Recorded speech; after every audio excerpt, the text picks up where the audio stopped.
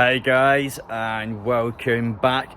Today is the day where Sandro Tonali arrives in Newcastle, the most expensive Italian player in history, the most money AC Milan has ever received for a player.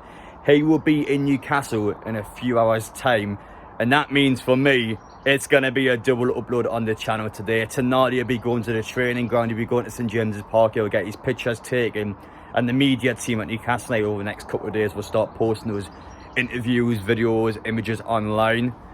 We're gonna find them, we're gonna hunt them down, and there will be 2 uploads on the channel today. So if you guys want to see everything that goes on with him, make sure you get down there, hit that subscribe button so you don't miss any of the content coming out later on tonight. But anyway, if you like the video as well, make sure you get down there, smash that like button. We still have an active transfer window going on. It's not just about the Tonali show, he's done and dusted now. It's about who do we get in next. And speaking of Milan, well, it looks like Dan Ashford may have done a little bit more while he was over in Milan. As well as that, we got the likes of Harvey Barnes, Newcastle. I fully believe we'll be looking for out-wide players now. Barnes straight away has popped up. A player that we have been previously linked with. Once again, it's been linked towards a Leicester City man. And finally, I mentioned in my last transfer video actually about adding Saint-Maximin, the possibility that Saudi Arabia clubs could come in for him.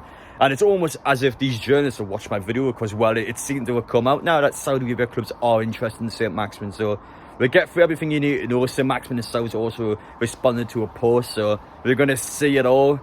But yeah, without further ado, let's get straight into things. We're going to start this video off by talking about Sela, Newcastle United front of shirt sponsorship, because it's been reported as an exclusive article here that a few hours ago, the Premier League is set to approve Sela as Newcastle United's front of shirt sponsorship, which is quite interesting because it's already on the shirts. So what the hell is going on here? Is it just a badly timed article? Would Newcastle actually put a sponsorship on before it gets approved by the Premier League? Surely not. So I don't know what's going on here, but I think it's quite interesting to know that once again it's a £25 million deal. It is 250% increase from Fun 88, which says quite a lot about the previous sponsorship. We just didn't get any money from them whatsoever.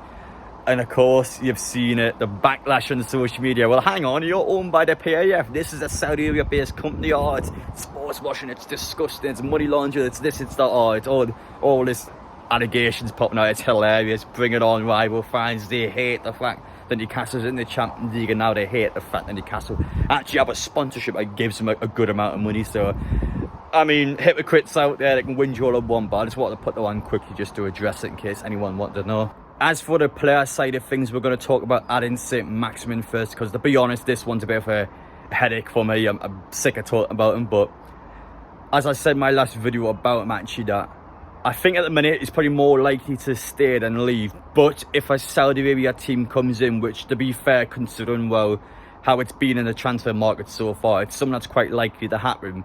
I think it can completely change, especially how much money they're willing to offer. And quite literally a day after my video, all of a sudden we've got the reports coming out. Saudi Arabia clubs are interested in adding Saint-Maximin, and Everton is also interested. I mean, what the hell is Everton doing here? Nobody wants to play at Woodison. Sorry, I mean Goodison Park. Nobody wants to play there. 6 easy points every season. You guys are shite. Saint-Maximin will not try Everton. I mean, let's be brutally honest. But as for the Saudi Arabia teams, well, that's where it gets a bit more interesting because, one, it depends on the wage structure. I think a Saudi Arabia team, they're willing to chuck 200, 250 grand, just ridiculous amount of money on players. That's why so many players are going over there. And also the actual transfer value of players as well.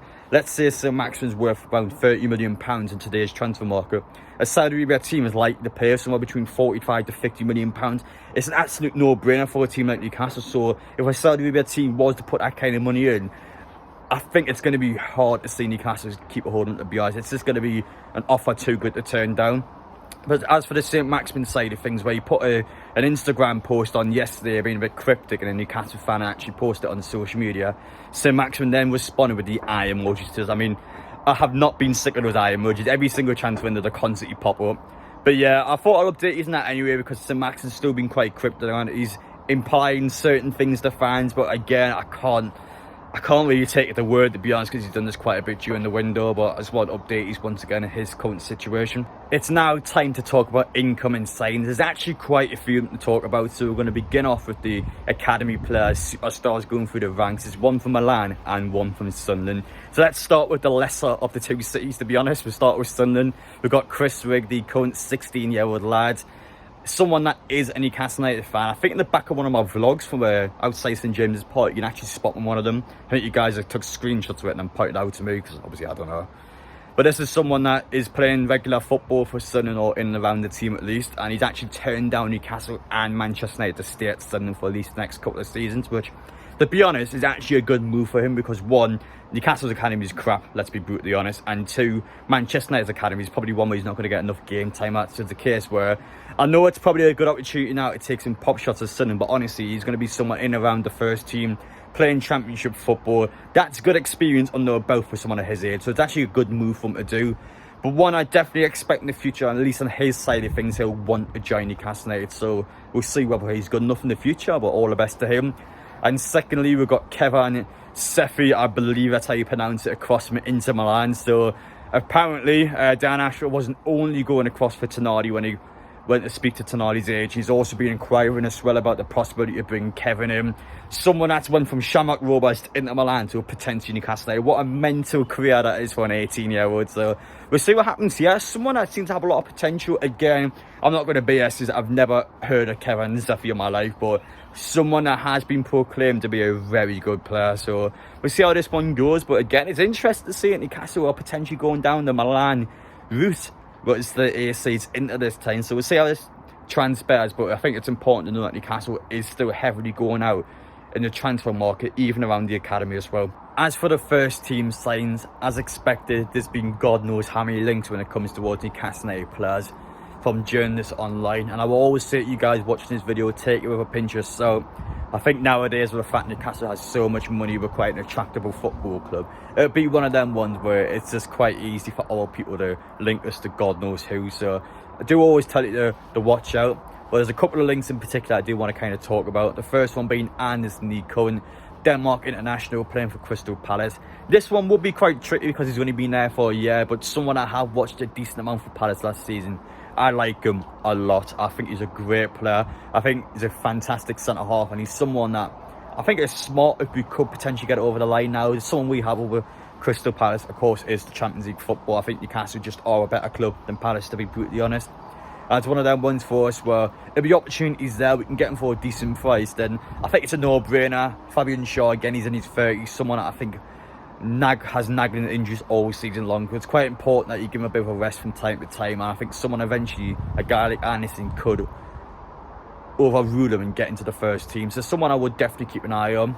Thuram's been linked to us. It is not Marcus Thuram, of course. He's went to Inter Milan. This is actually a different Thuram, midfielder one. It's been quoted here that Newcastle have been given a boost after Liverpool turned their attention to La Via from Southampton, but the only problem being that you're looking at like £50 million for this guy.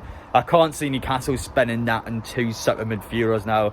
I know he have been heavily linked to James Maddison, but he could also play out wide. He was quite a diverse player, versatile. He could play out wide as well as in midfield, which is why I believe Newcastle could have potentially got both of them in.